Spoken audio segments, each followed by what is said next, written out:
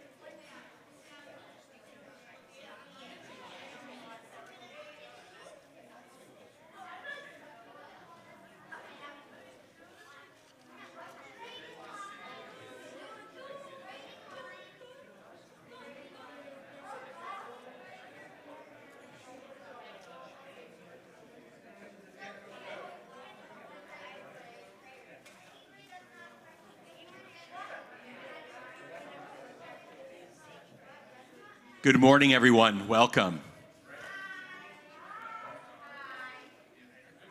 They're awake. It's great to have so many of you back. Some of you have been with us throughout the entire weekend. It's bittersweet because we get to hear Rabbi Gervis teach again, but this is the last session he'll be teaching. So we're going to be saying goodbye when it's all over. We wish we could keep him here. I certainly wish we could keep him here. And it's really, yes, he has a wife, children, and grandchildren he wants to get back to. And it's so great to have our fifth graders with us this morning.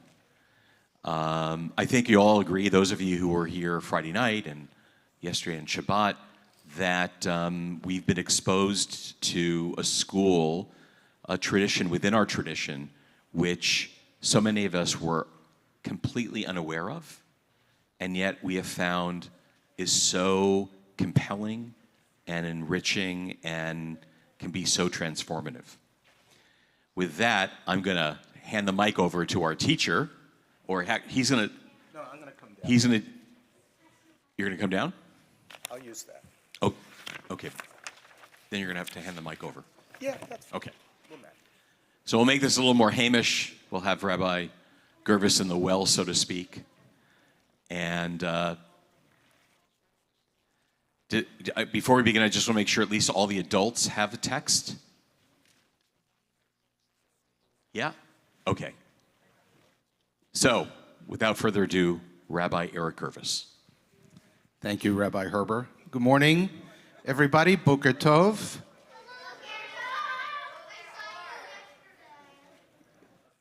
I saw you yesterday. I think it was Friday night. Yeah, I was going to say, I think it was Friday night. Well, it's great to be here, and I love that we have multi-generations. I'm going to try to make this a little more interactive this morning. And you know what? Maybe we'll get to do this again. My brother and sister-in-law, who lived in Vancouver, British Columbia, for 13 years, where my brother was the Federation director. My brother and his wife just moved back to Vancouver earlier this year. So I'm going to be back in this part of the world. So maybe we'll get to do a little follow-up at some point because, you know, it's not not so hard to get from Seattle to Vancouver. But I am so grateful for the opportunity to come be with you this weekend. As I said on Friday night, this is the first event of this type that I have been part of since February of 2020. And needless to say, we are all eager to be doing things in 3 dimensions again. In fact, part of what I've been doing in the last year, 8 months, in the Musar Institute is creating programming around how do we use Musar for return, coming out of the cave, I've called it, a la Rashbi, and how do we return to 3 dimensions, holding on to what we learned in these past 2.5, almost 3 years, and also applying our Musar. So, without redoing everything that we've done over the course of the weekend, we'll pick up a couple of threads here and there. I want to use this morning to kind of talk about how do we use this stuff? How I spoke yesterday about Musar being a really important toolkit for living our lives. And by the way, not just Jewishly. Musar is useful if you're stuck on the 405, as apparently some people are this morning. When you're stuck in traffic, savlanut, patience, is an incredible tool to try to maintain your balance. When somebody is about to cut you off, trying to break into the line of traffic, you can stop yourself and say, well, okay, some of you heard this yesterday, no more than my place, no less than my space. If I were sitting where they are, I would want somebody to let me in. So let me practice some humility, and let me practice some honor, kavod, and let someone in. Doesn't mean you have to let the whole line in, but all of these are very real world, real life tools. So I'm going to ask a question to get us started. And I want those who are parents or even grandparents here in the sanctuary to think about your answer. And I want our 5th graders to think about what you think your parents' answer might be. Okay? And we're talking in Jewish terms, but not just Jewish terms. What would you say, either as a child, trying to perceive what your parents want, or as a parent, grandparent, or even with your own parents growing up, what was the most important thing your parents hoped for you in life? What's the thing they most wanted for you in life? Get the skills to be able to live on your own, to live independent. Okay? Yes. To have fun. You betcha. I don't know if it's the most important, but your parents definitely want it. I know it's your right answer. Definitely your parents want you to have fun. Yes. To make enough money to pay the bills. And spoken as a 5th grader, that at some point you should make enough money so you can pay your own bills so your parents can just worry about their bills, right? I saw another hand, another 5th grade hand. Yeah. To be safe, yes, that's a big lesson, especially we've learned a lot about that in recent years. Any other answers? Parents, yeah, Mickey. To be happy. To learn, to be a student and learn well, okay? To learn to grow up and deal with your own problems. To be kind. These, is there another hand? Yes. You are, therefore you owe. Do you work for a mortgage company? No, I'm kidding. You are, therefore you owe. Yes, that's actually a Jewish value. You live in this world, you breathe the air, you eat the food. Don't take it for granted. These are all amazing answers. I remember hearing a colleague of ours, now deceased, may he rest in peace, talk about this question. years ago, he used to ask it of his 10th graders in his synagogue. What do your parents want most from you? Well, I'm going to give a slightly different answer, which is not to negate any of the answers that you gave, but to lift up, I think, a cornerstone answer of our tradition. But I'm going to answer it by asking another question. What in our Jewish lexicon, our Jewish language, do we call a good person?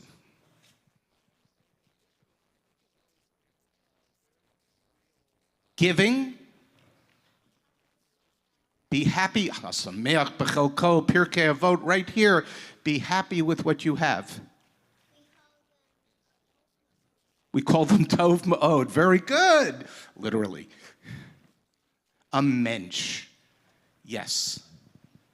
We call a good person a mensch, and a mensch is not just a Jew. Anybody can be a mensch. Musar is the art of being a mensch. It's the art of being a good person in this world, which doesn't negate any of the other answers. Be happy, be able to support yourself, be able to deal with your own problems, all of the answers that were given earlier. But you are, therefore you owe. You also live in a world, and you're not the only one here. And you have to take care of the world, take care of yourself, and take care of those around you.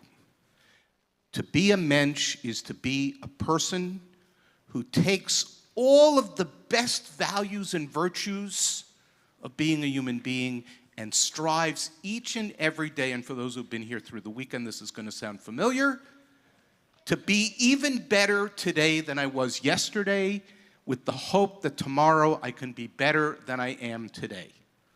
And in a nutshell, that's the path of Musar.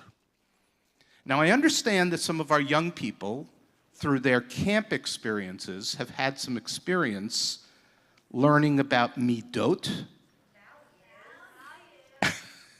Okay? Okay, that's great. You should know that the Foundation for Jewish Camp, which works with all of our Jewish camps, has been working on a midot curriculum and promoting the notion of being good people by working on our value is one translation we can give for the word midah.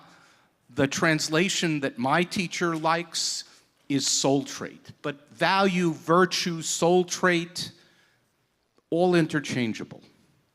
So what are some, let's get the fifth graders in here, what are some of the values that they teach you at camp? Let's see if they're part of the Musar tradition. Somebody who hasn't given an answer yet.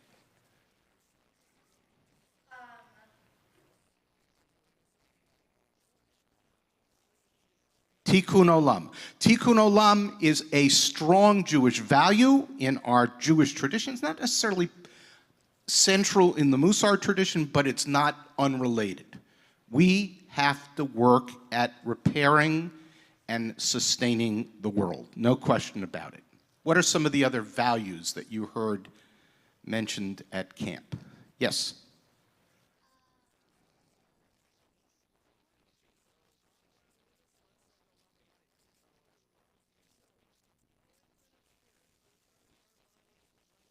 You think about it. We'll get back to you. Anybody else? Is that a hand? No. Yeah? The Via Hafta. Okay, now you're talking about prayers. These are all part of our tradition. All of it. Prayer, study. In earlier times, before prayer and study became central in our Jewish life and practice, I'm talking thousands of years ago, how did our people express themselves to God? Yeah. By killing sheep. That's very precise. Wait till you get to Rabbi Herber's class on killing sheep. Sacrifices, right, korbanot. In biblical times, our people gave thanks to God or asked for forgiveness from God or expressed gratitude for the blessings of their lives by offering some of what they had. Since the destruction of the Second Temple in the year 70 at the hands of the Romans, sacrifice passed, and it even started to wane before that, and prayer and study and being a good person, doing tikkun olam, living by the values of our tradition have become the way we express our understanding of what our tradition demands of us. So the question is, for each of us, what do I need to be the best version of the person that I can possibly be? So you were each given a little sheet that says quick self-assessment. I don't think most people have a writing implement here, but there are, I don't know, that doesn't matter. There are about 8 or 9 midot, soul traits, virtues, values on this list. Humility, gratitude, honor, patience, loving kindness, trust, envy, responsibility. I want you to take a moment. If you have something to write with, feel free to make a mark. Each one is on a spectrum. There are 2 outer edges, and they're named in each case. So, for example, look at humility. I like to be the center of attention. That's all the way on the left. Look at the right. I always hang in the background. That's the other extreme. I want you to think for yourself where you would put yourself. It could be on the left or the right. It could be at any point along that spectrum. And I want you to do that for each of the 8 or 9 midot that I've listed here on this sheet. And by the way, I didn't create this. This actually comes from the Musar Institute's teen curriculum called Choices and Challenges. I'm going to try to convince your rabbi to bring that here. We'll give it to you, and we'll train your teachers to lead that program. That's what we do. So look at each one. Do you need a sheet? Here. You can have your own. You have it. Okay, so take a look. You have one, but you're not going to do it. All right, well, then take it out and think about it for a minute. If you have a pen, write it, by all means. Guess what? There's no right answer. This is self-assessment. Where do you think you are along that spectrum?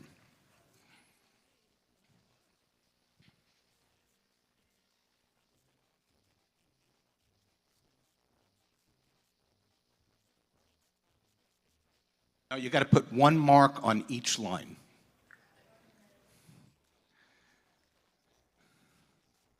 You can put 1 in the middle. You can put 1 a third of the way along. You can put it all the way on the right. Totally up to you.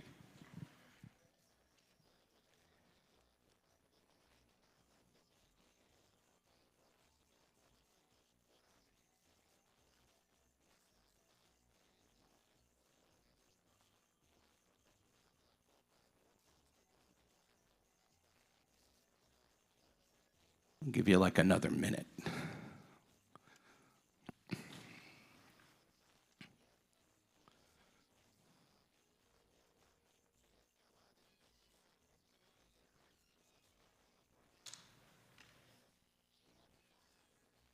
So here's a little secret. If I came back, or if Rabbi Herber handed this out next Sunday, you might answer differently. You might not, but you might. Part of what we do through study and practice of Musar is not just a subject we study in school or in the quiet of maybe our favorite chair reading a book at home. Musar is a curriculum for how to be a mensch. And the thing is, most of us are not always the best we want to be. We're not always as patient as we'd like to be. Some of us are not always as humble or making room for others as we might like to be. We just celebrated Thanksgiving, right? Some of us don't always express our gratitude to the people that we owe it to, or for the things that we need to acknowledge and not just take for granted. Some of us are not always loving and kind as much as we could be. Who would say, everybody close your eyes for a minute because I want everybody to look at anybody else. I'm thinking mostly about them, you realize. Who would say, I'm not always as loving and kind to my brother or sister as I could be? Raise your hand. Okay, we got some honest folks here. We don't always trust those around us as much as we could. You don't have any siblings. Okay, but you have friends and you have family. So you can be loving and kind to other people in your life, right? Who's ever envied someone or something that someone has? Right? We all have. Musar is the act of studying and practicing one by one each of these, you called them values, I'm calling them midot, and trying to strengthen our muscles so that we can have, I told the group that was here over Shabbat, the word midah literally means measure. That we can have the right measure of whatever value we're working on in the situation, in the moment, on the day that we're living. Now, I gave the group that was here over Shabbat an example. Generally speaking, Musar's ideal with this self-assessment is that we be somewhere around the broad middle, not the precise middle necessarily, but not in one of the extremes, the far left or the far right. But that's not always the right place to be. And the example that I used from my own teacher is that on the patience. Okay, I hate to wait. Waiting doesn't upset me. Okay? I'm going to ask the students, because the rest of you heard this already. Is there ever a time when we shouldn't be patient?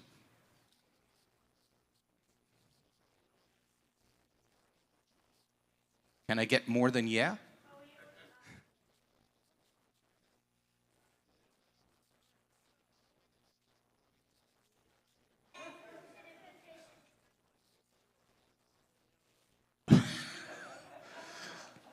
That's quite the vivid example. If you're on a cruise, I've been on cruise ships. Thankfully, I haven't encountered any pirates. I have had to use patience, especially on the buffet line, or waiting to get into the show, or whatever. But okay, if someone is attacking, patience is, just sit quietly in the corner and let them do what they're doing and hope they don't notice you. Yeah, that's probably a good example. Do you have another example?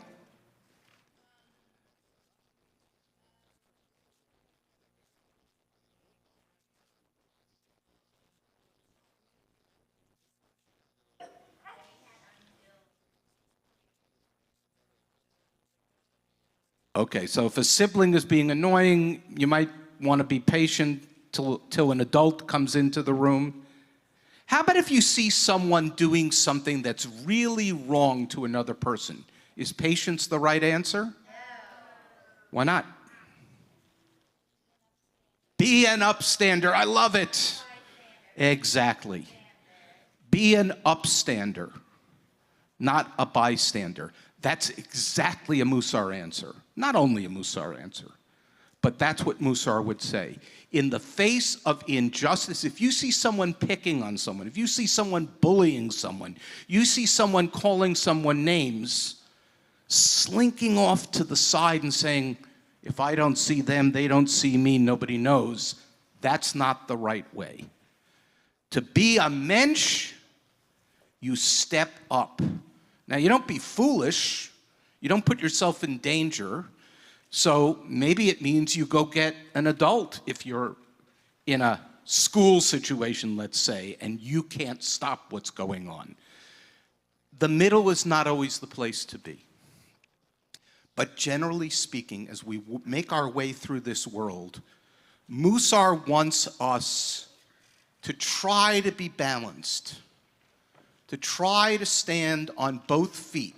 It was an article, I didn't get to read it yet, I think it was the New York Times or the Washington Post, about everybody should do a test to see if they can stand on one foot for 10 seconds. You saw that. Okay?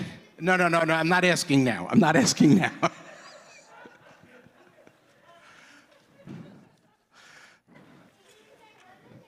Doesn't matter, I'm getting the answer. At the end, we'll all try it. Rabbi Herber will lead us. So,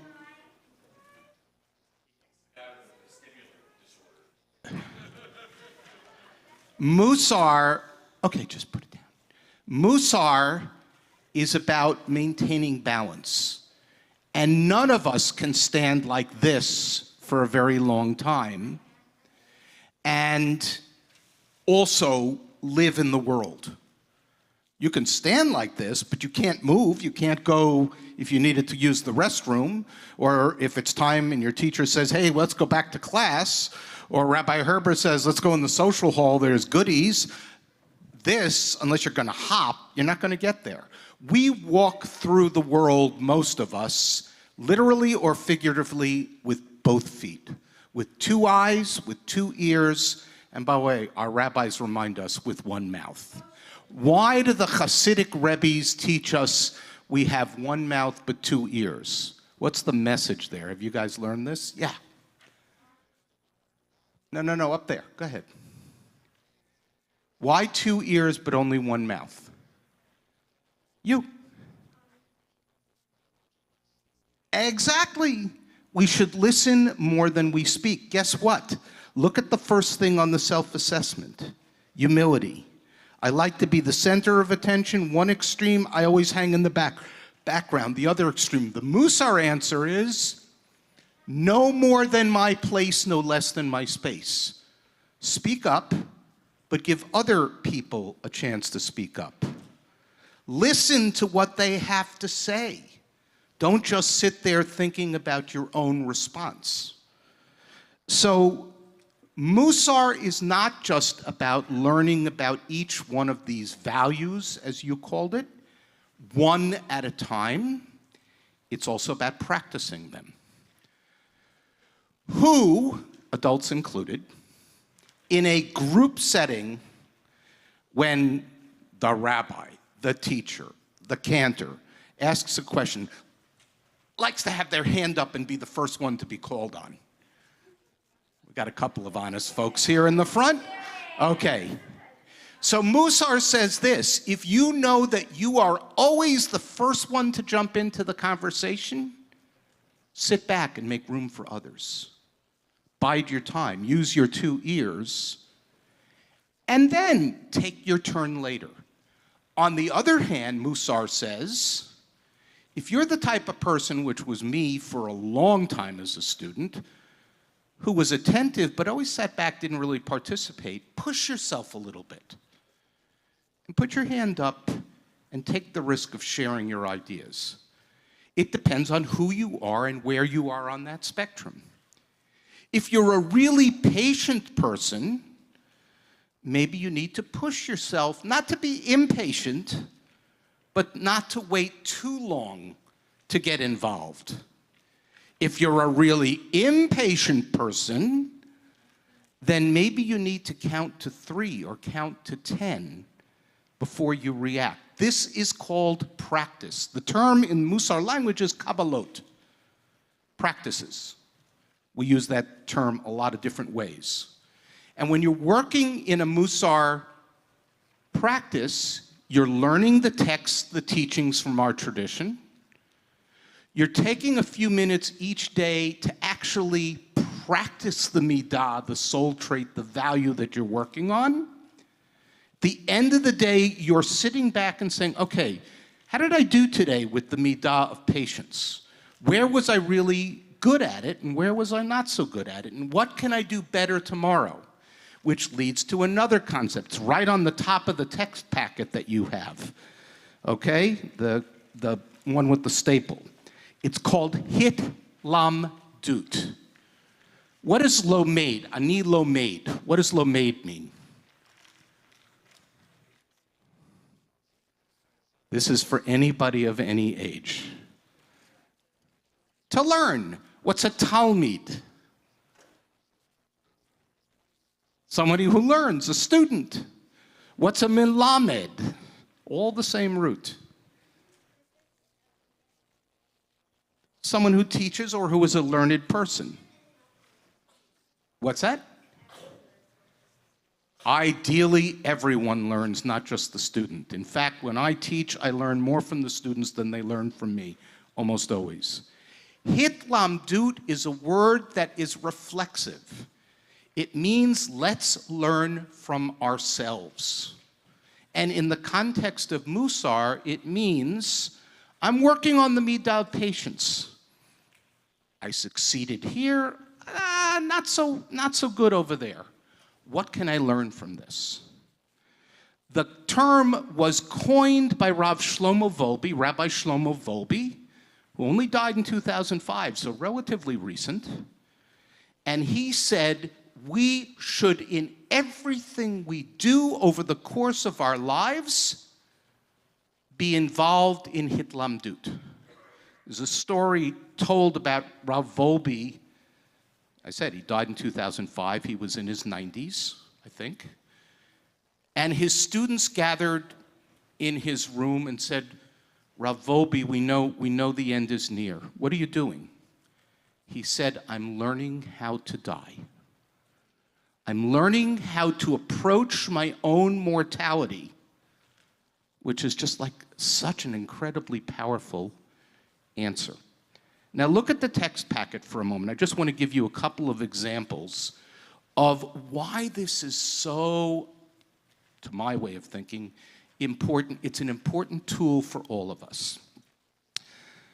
Those who were here over Shabbat heard me talk about Rav Yisrael Salanter. Salanter was a 19th century rabbi in Lithuania, Orthodox rabbi, really before we were using those terms so much, but very traditionally oriented, who said, you know what, we need to pay more attention to the Musar teachings, to the values and virtues. It's not enough to just learn Chumash and to learn Talmud and to know all the halacha. That's important. But what about going out into the world as a mensch, as a good person?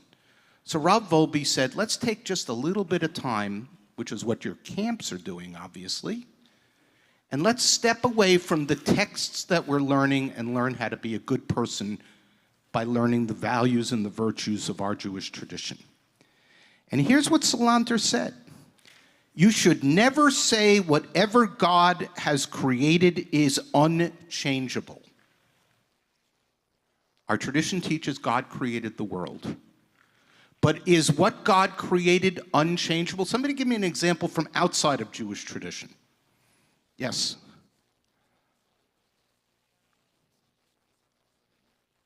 What's a good example in our time, in our world, that God created the world, but that doesn't mean we can't have an impact on it. We can't change certain things. Do you have an answer? Go ahead. Cows. Would you care to say a little bit more?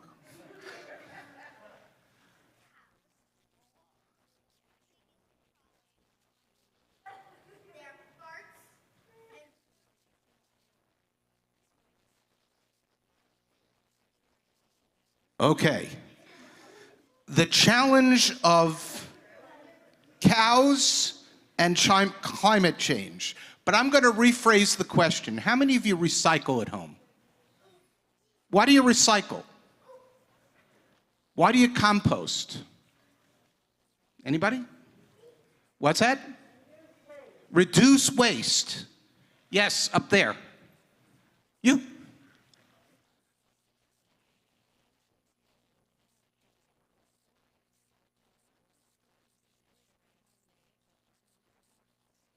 Okay, now we've got the debate over how useful is recycling.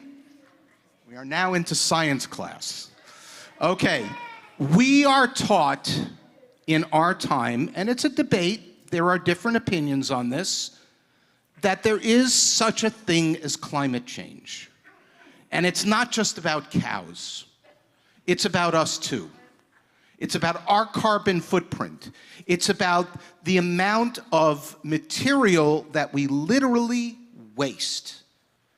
And while it is debatable what percentage actually gets recycled and can be reclaimed and all of that, the bottom line is that if we're going to address some of the things that are happening in our world today, we have to make the changes.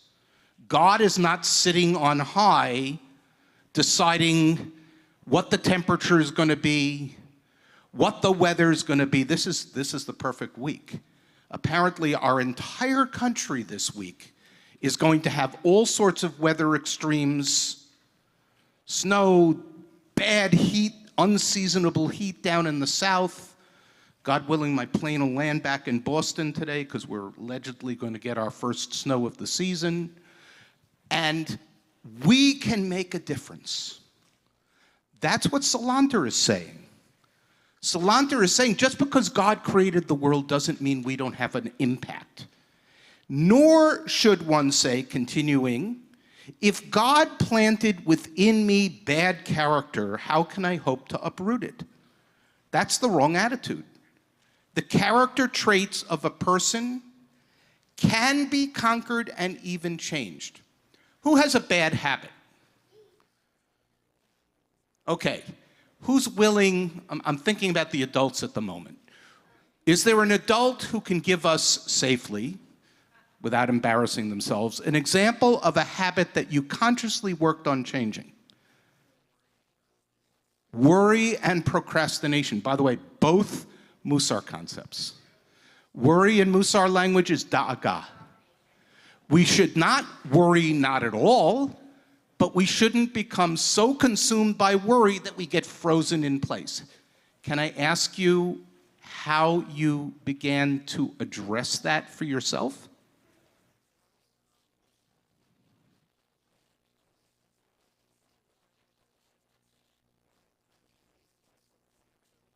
Right, take a breath. How big a deal is this? Do I really need to worry about it? Okay, what was the sign we saw in Queen Bee Cafe the other day? Don't be a worrier, be a warrior. Okay, step up, be an upstander, and address your concerns. That's a Musar practice. So I can accept my habits, or I can say, I'm going to work on them. I may not have 100% success, but if I don't work on them at all, I'll have 0% success, more than likely. That's part of Musar. Let's go two down to Rob Volpe, who I mentioned a moment ago, who says self-knowledge is the prerequisite for self-improvement. Now, what does that mean? Fancy words. Self-knowledge is the prerequisite for self-improvement. Okay, my cow friend has an answer. Go ahead. What's that? Rabbi Wolbe says self-knowledge is a prerequisite. It is necessary for self-improvement. What does that mean?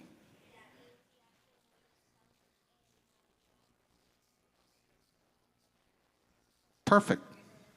You have to know yourself, you have to look at how you act, you have to think about how you act, and you have to make conscious decisions. I shouldn't be doing this, and I'm going to work on getting better. Better in what terms? Better in terms of being a mensch. Better in terms of being kind. Better in terms of giving honor, kavod to others. better in terms of recognizing the blessings in my life. Let me give you an example. Look at that self-assessment for a moment. The second one on the list is called gratitude. I desire everything I have. I deserve everything I have. I don't deserve what I have. In Musar language, gratitude is called hakarata tov. And that's a total mistranslation. Because the words hakarata tov they're not unrelated to gratitude, but they really translate to something different. Survey says Hakarat Tov is bringing one's heart close to, or having one's heart close to what is important to them. Okay. And even more literally, recognize the good.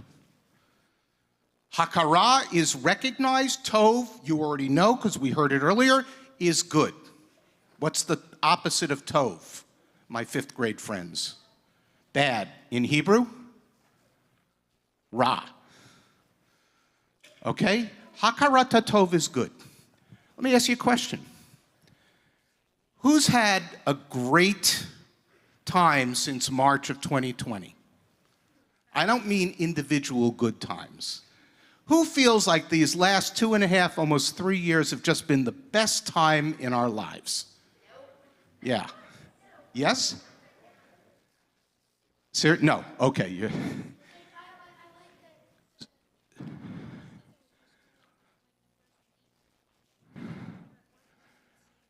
Right.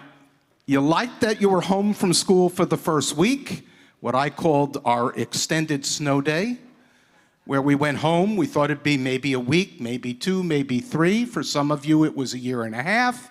For some of you, it was longer. Then you went to Zoom school, and you said, I didn't get to see my friends. So let's practice Hakarata Tov for a moment. COVID has not been a party. This whole pandemic has not been a great experience for most of us.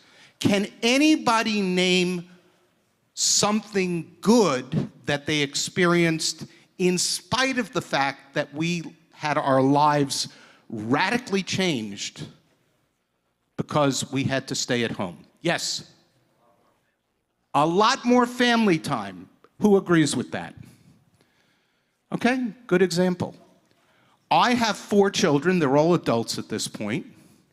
My youngest was in his last year of college when COVID broke out. He was actually home for spring break, where he stayed with us for the next year and a half, finishing college online, graduating in our living room with a big TV screen in front of him. And my 2 middle children were both living in New York at the time, one with her fiance and one on his own. And New York, you may remember in early COVID in the spring of 2020, was a disaster area. And so we said to our kids, get out of New York. You can't leave your apartments, you can't go shopping, you're not going to work in the office anyway, get out of New York. We sent them, we actually have a second home out in Western Massachusetts. We told them to go there for 2 weeks because they were afraid of bringing anything home to us, to shelter there for 2 weeks and work from my wife's office at the summer camp where she works, and then come home. I had 3 of my 4 kids, one's fiance and my youngest son's girlfriend living with us for months on end. What a blessing. What a blessing. I never would have gotten that kind of time with my children. They were having, don't listen, happy hours at 5 o'clock. They were cooking for us. Everybody took turns with it was wonderful. And I'm grateful for it. I would trade that time with my children back for the 6.5 million lives we lost to COVID in a nanosecond, without missing a beat. But I can't do that. So I have to look for the good in the bad. Somebody give me another example of, some people call these COVID keepers. What did we learn during this period that actually it's a good lesson? Yeah, up there with the baseball cap.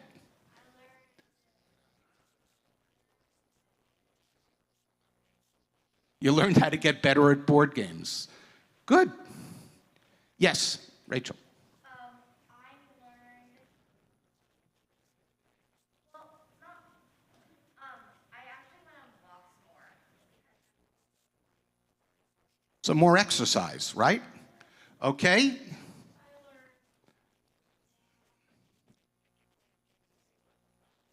Okay, it'll come back to you.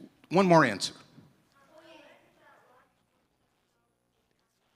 Oh man, whose technological skills went way up?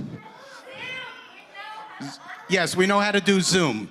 By the way, I have the answer.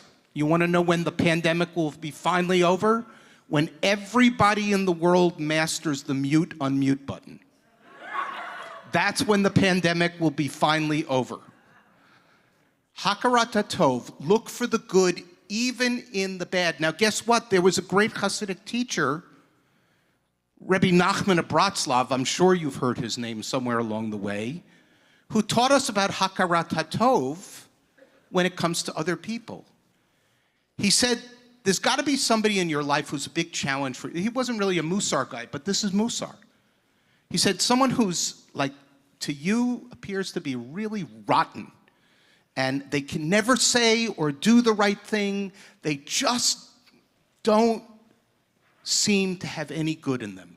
He said, look for the tiniest little dot, the littlest speck of good, and focus on that. That's Hakarat Tov. Everybody has something good. But then Rebbe Nachman said, okay, my friend, now I need you to do something. That's almost literally his words. Turn around and do the same for yourself. Some of us have times where we're pretty down on ourselves. We're not feeling so great. A lot of us had a lot of those moments in the last 3 years. We need to look for the good in who we are, not just other people. That's Musar too. So that's just an example.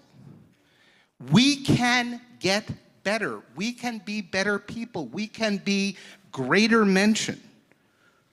But you gotta start with self-knowledge.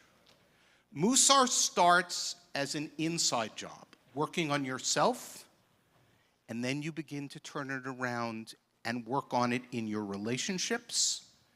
And then you begin to turn it around and you work on it with whomever you encounter, wherever they may be. One of the COVID keepers for me is to never take people who deliver the mail and packages, the people who work in the doctor's office or the supermarket for granted ever again. So often we didn't see those people before COVID. And they were on the front line making sure our world continued to work. And some of us started noticing them more than we had previously. Go to, where is it? I know it's in here, because I know I put it in here. Well, I don't see it, so I'll quote it.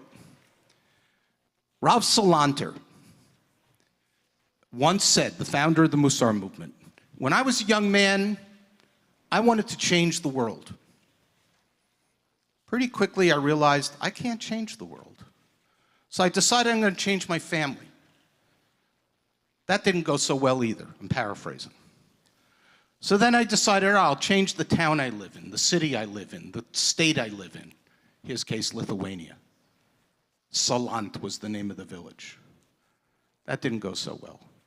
He said, you know what? Now that I'm an older person, I realized I should have started with me. If I'd worked on myself first, I might have changed my family. If I'd changed my family together, we might have changed our town. And if we were able to, in very small ways, change our town, we might have been able to change beyond our town, meaning the world. You mentioned Tikkun Olam before.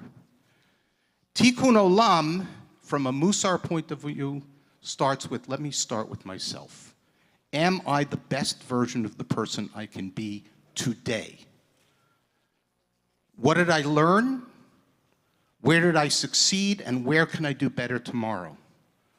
And then tomorrow, to reflect on myself and say, okay, now I'm gonna push the envelope. I'm gonna do even a little bit better.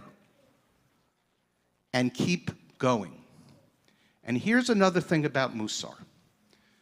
Musar is not a spectator sport. Okay?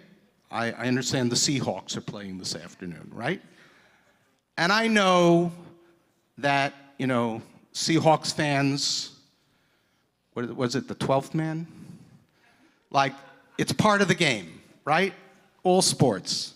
The crowd is in it. But the crowd's not in it, because they're not on the field. Musar, you want to be a better person, you want to be a bigger mensch, you want to be more kind, more patient, more humble, more gracious, go down the list, control your anger, speak truth. You got to be in it. It's a constant, everyday process. But, and you're learning this at camp, we don't travel the road alone. For the adults who were here over Shabbat, I talked about it. You do study as part of a Musar group. That's why I hope you'll bring the curriculum that we have for young people, because then they'll learn it together, they'll practice it, and they'll change Seattle, not just HNT.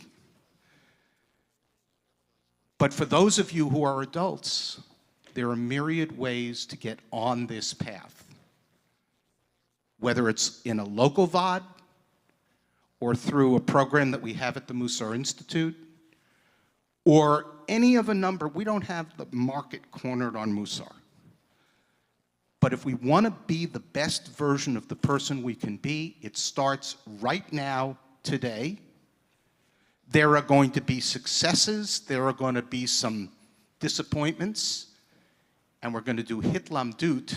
We're going to learn from our own life experience so that tomorrow we can be even better than we were today. I'm going to stop and see if there are questions, first from the adults. First from the adults.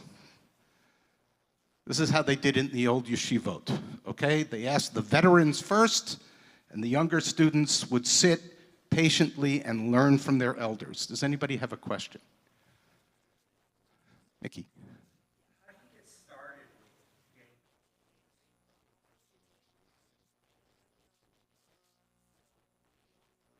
getting excited about this? Because I heard the word Musar, but I didn't know anything about it, didn't understand it. Welcome to the Jewish community in the 21st century. So how do you get people to understand high level, get them to the next? Great question. How do you get started? How do you get people excited about it? Well, I'm hoping that for those of you who have been here for any parts of this weekend, not just this morning, I hope I lit a spark. I hope I whet your appetite. And the real answer is that there are many ways to go about this.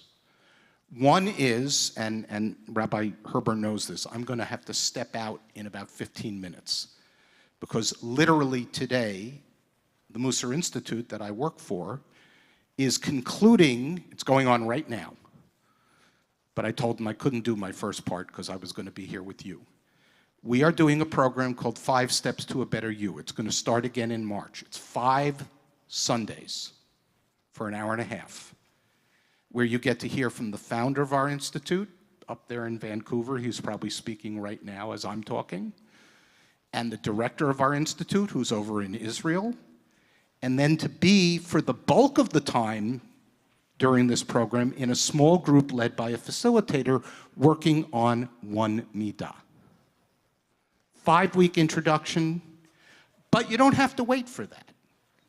First of all, we have a program. 5 Steps is an on-ramp, if you will, to our major program called Pathways to a Better Self. It has 3 parts, part 1, part 2, part 3. Each one works on 4 midot. We have about 10 online opportunities for Pathways starting right after January 1st. And in the pile over there is a flyer with 2 different Musar Institute programs. So if you want to do this online, we have ways for you to do it. If you want to do it locally, which I would totally encourage here at Herzl-Ner Tamid, then we'll help you find a facilitator. Actually, I will tell you that we have 2 co-presidents at the Musar Institute. One lives down in the LA area. He knows I'm here. He said, look, if they have a group that wants to do this and they're willing to do it online, I'll be their facilitator, because he's in the time zone. But I also know that we have trained facilitators, people like yourselves, but they've just been working with the Institute for a while and have done training like I did, who live right here in Washington, in the Seattle area. So if you want to do it locally, we can help you get a group set up. If you want to do it as an individual online or as a small group, we can hook you up.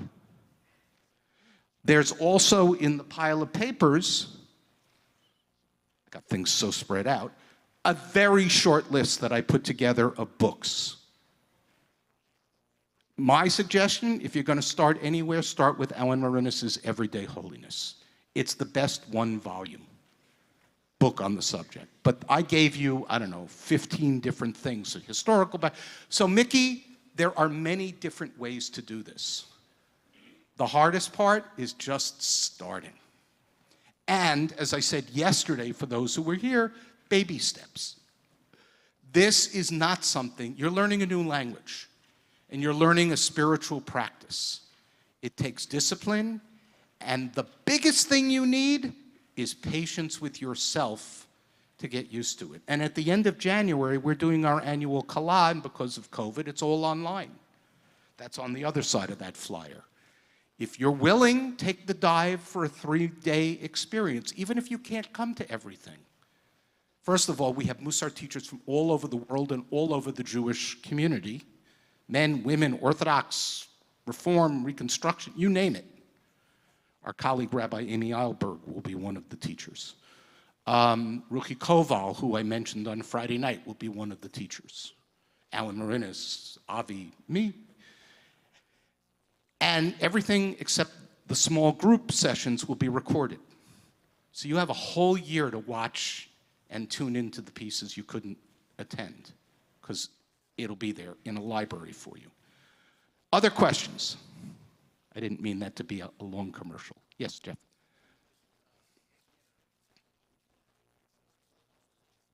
Yes.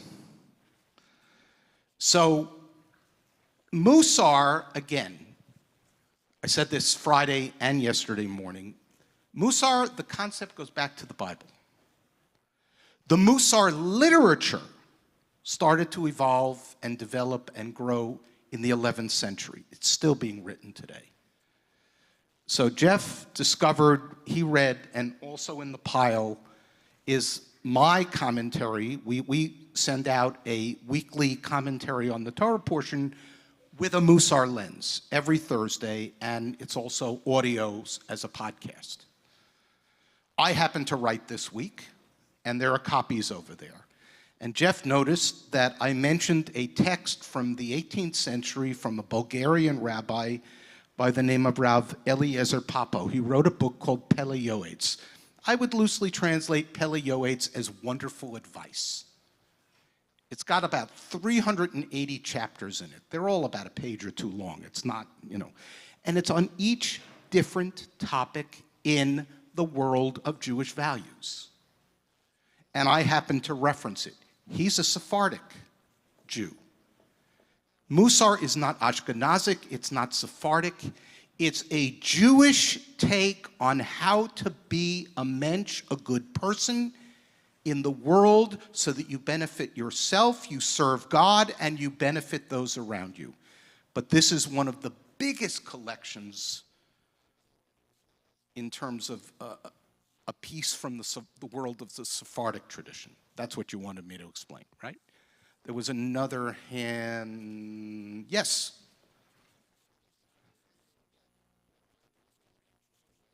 I'm sorry?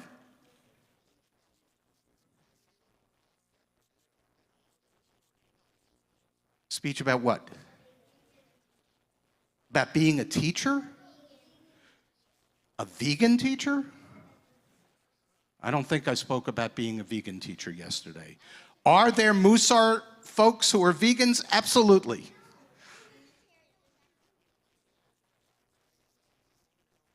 Oh, okay. Not today. I don't think I gave that talk yesterday either. You can be you can be a vegetarian, you can be a vegan, you can be a pescator, you can be a carnivore, you can still be a good person and do Musar. Any? Yes.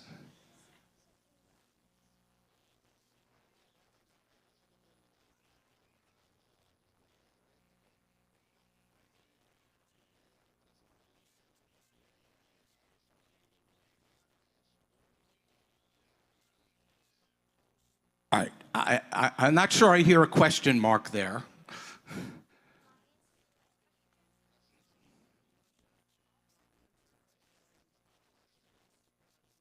Oy, okay. Taxes, inflation, that's the rabbi you talk to. You don't have state income tax here. I come from Massachusetts. Come on. Why does this stuff matter? No, I'm going to answer my own question.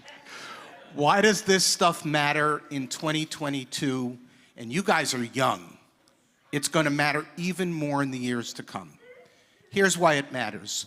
We live in a deeply divisive time.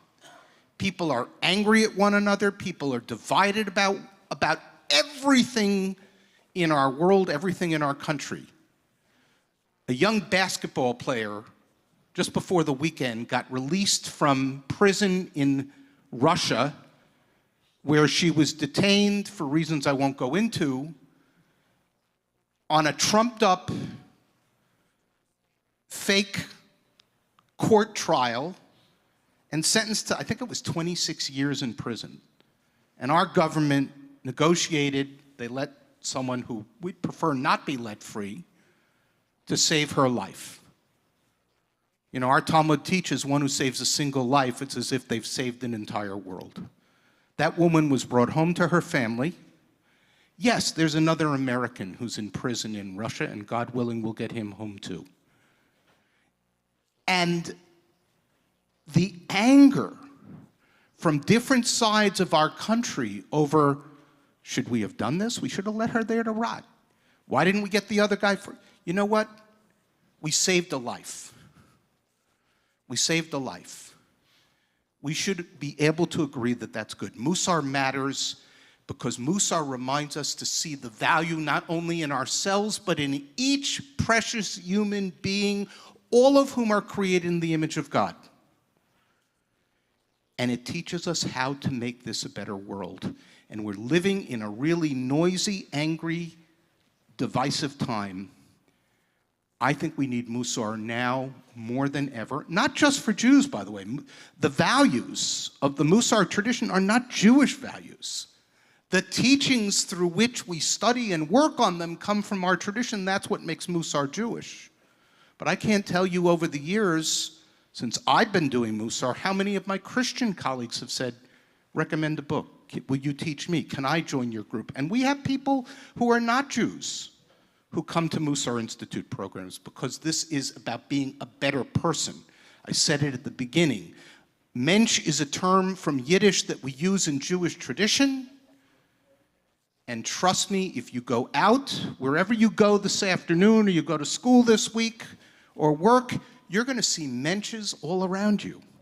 They're not all Jewish. So this really matters. This is about what really matters in life. Yes, being able to solve your own, the guy who said that is gone, solve your own problems, pay your own bills, be happy, have fun. All of those matter.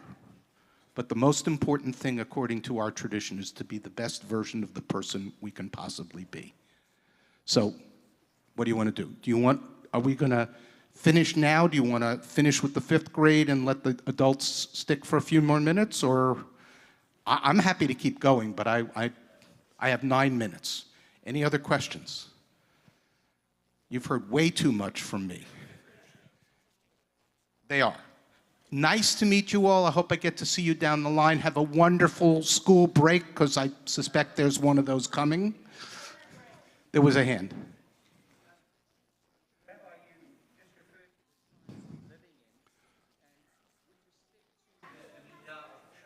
Yes. I'll repeat the question for everybody else. You know what?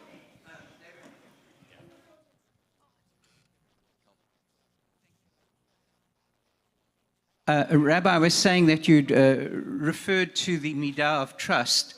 The last few years have really eroded our trust in human beings, in offices that we normally would trust, and in institutions that we would unthinkably trust. Could you, I recently heard a podcast, could you talk just about the relationship between trust and trustworthiness?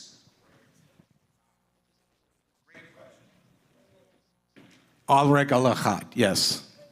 While I stand for 10 seconds. You all demonstrated amazing savlanut, patience. They're so cute. And they're very wise and cute. In Musar terms, trust is bitachon. Now let me let you in on a little secret about Musar. This is part of what I do in the groups that I lead. In the classic Musar literature, bitachon, trust, is 1,010% about trust in God. Emunah, trustworthiness and faith, is 1,020% about faith in God's trustworthiness. Now, come May, I will have been an ordained rabbi for 40 years. Most of the Jews that I have met, and others, living in our time, doesn't matter what kind of synagogue you worship in, how much Hebrew, how much English, what, doesn't matter. Most people I know aren't sure 1,010% what they think about God. They believe in our tradition, they believe in the values of our tradition. I discovered a few years ago a Musar teacher, I've never met him. Now we know his name. His name even used to be Shra. His name is Rabbi Itamar Schwartz. He lives near Machane Yehuda. And he publishes his Musar teachings under the title Bilvavi. It's from a verse in the Psalms. Bilvavi Mishkan Evne. In my heart I will build a sanctuary. And I was reading his teachings a few years ago, and he was talking about bitachon, all about God. He said, this is a Haredi rabbi in Jerusalem. There are many people in our time who don't entirely know what they think about God. If you're not sure what you think about God, why don't you start with bitachon in yourself? I thought, wow. Given the community he's part of and where he teaches from, for someone like that to say that is to say, don't get stuck in what I call classic Musar mindset. It's all about serving God. That's what the classic Balei Musar, the Musar masters, taught. This is all in service of God. But we live here. And our tradition teaches us that God puts trust in us.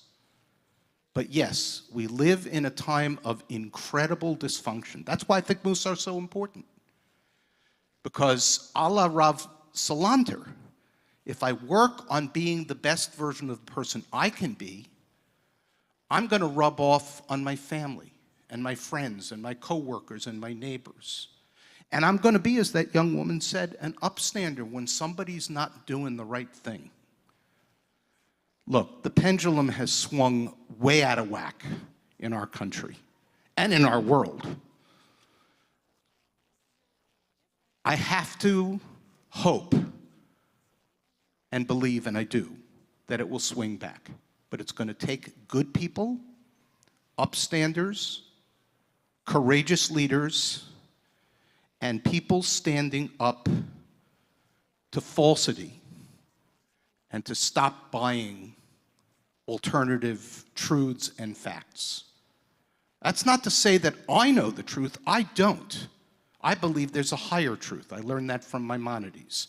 And my job in life is to do the best I can to come to understand it to the best of my capacity, knowing that there's going to be stuff beyond what I can understand. We have to keep going. I'll give you, so,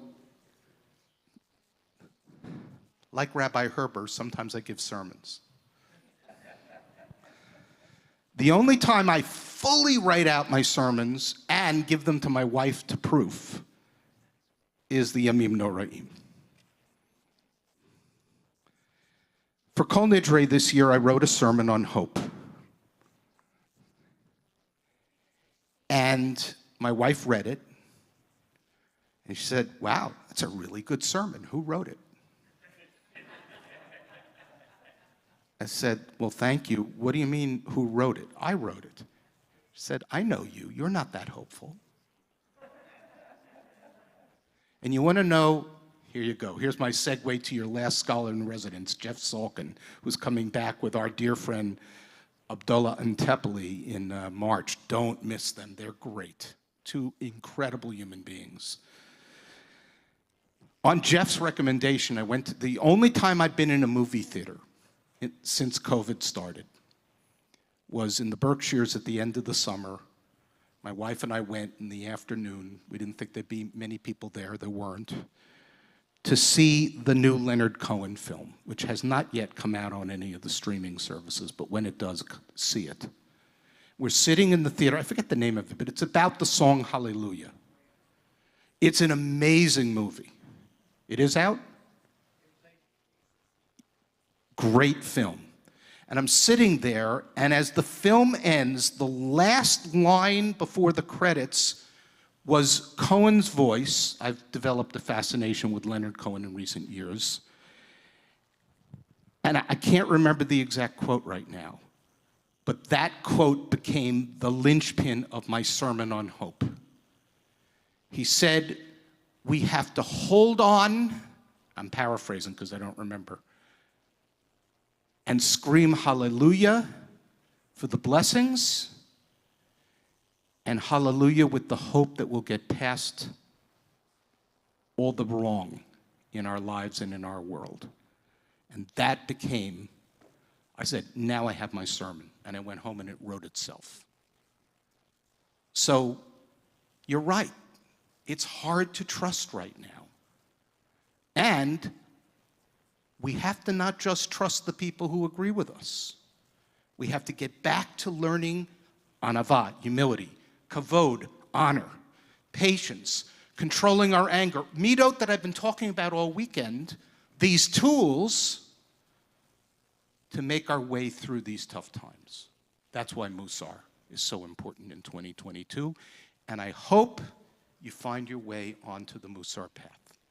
Thank you for having me. Thank you for the warm, gracious welcome. Thank you for taking care of one of my, as he put it several times, my brother from another mother. And may we meet again under better times, but maybe more Musar, who knows? Be well, everybody.